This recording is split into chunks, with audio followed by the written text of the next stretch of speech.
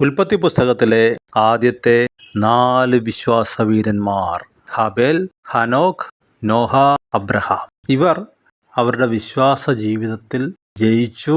അവരുടെ കുടുംബത്തിന് അനുഗ്രഹമായി.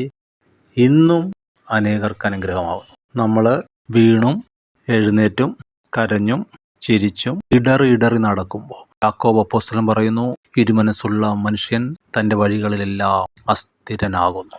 സ്ഥിരമായിട്ട് നടക്കണം. അതിന് പ്രത്യേകിച്ച് ശക്തിയൊന്നുമല്ല. നമ്മൾ കണ്ട 4 പേര് ഒരു തീരുമാനമെടുത്തു.